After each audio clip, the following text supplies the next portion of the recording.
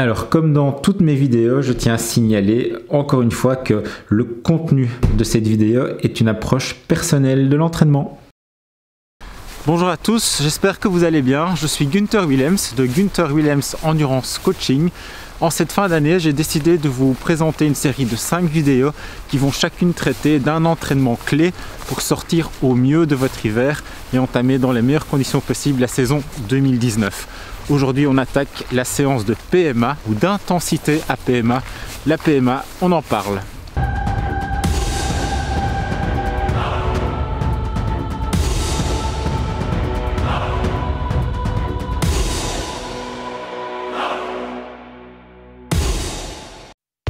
J'ai décidé de vous présenter cette thématique d'intensité à PMA à travers un petit film que j'avais réalisé moi-même lors d'une de mes propres séances à intensité PMA. Qu'est-ce que la PMA? PMA pour puissance maximale aérobie.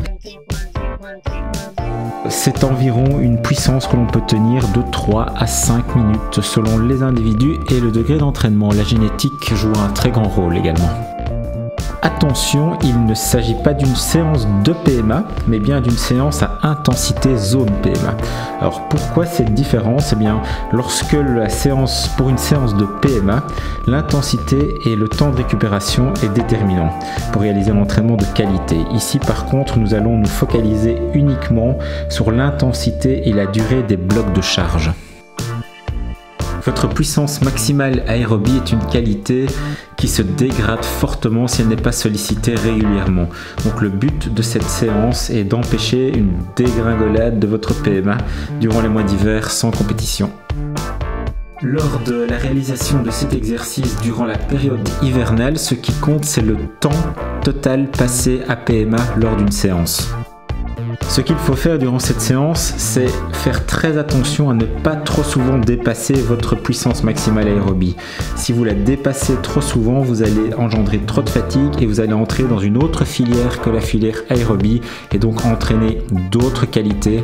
Ce n'est pas le but ici et ce n'est pas le moment non plus. Il faut bien se rendre compte que si vous passez trop souvent la limite supérieure de votre PMA, que vous rentrez dans cette fameuse filière anaérobie, eh bien vous allez avoir un effet délétère sur votre PMA. Si vous constatez une amélioration ou bien une facilité accrue au fur et à mesure des séances qui s'enchaînent, eh bien moi je vous conseille d'augmenter les durées de maintien et de réaliser plus de répétitions. Ce type de séance demande un échauffement assez conséquent en durée et en intensité. Donc je vous conseille de faire de 20 à 40 minutes d'échauffement au préalable avant d'entamer le corps de séance et toujours effectuer un retour au calme de 5-10 minutes voire 15 minutes après la séance. Lors de la période hivernale, je conseille d'incorporer cette séance à intensité PMA dans une sortie d'endurance de base de plus ou moins 2 heures ou 2h30. Quand exactement réaliser cette séance? Eh bien, de mon point de vue, c'est une séance qui peut être bénéfique sans entraîner énormément de fatigue tout l'hiver. Donc au niveau de la fréquence, je dirais une fois tous les 10 jours au maximum. Alors vient la question du nombre de répétitions.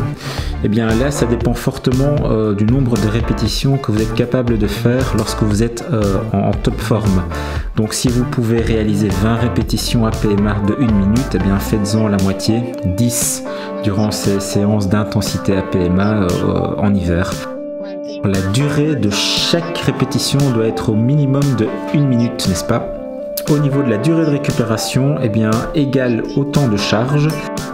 Je conseille de réaliser cet entraînement dans une petite côte qui vous permet de faire 1 minute à PMA et puis vous la descendez en moulinant tranquillement en 1 minute plus ou moins aussi et vous remontez comme ça le nombre de répétitions possibles pour vous. La cadence, très important, toujours plus de 80 RPM pour bien faire travailler le cardio et ne pas trop rentrer dans un travail de force. C'est clairement dans ce type de séance que l'on peut pleinement prendre conscience de l'utilité de nos jours d'un capteur de puissance et qui permet vraiment de réaliser cet entraînement au plus précis et le mieux ciblé possible. Et bien voilà, ici se termine cette vidéo concernant le travail d'intensité à PMA. Et bien la prochaine vidéo sera consacrée au travail de force en hiver. J'espère que vous aurez appris des choses. Et comme d'habitude, n'hésitez pas à me laisser un petit commentaire, partager ma page et vous abonner. Voilà, je vous dis à très bientôt pour le deuxième thème de cette série de vidéos et je vous souhaite de très bons entraînements.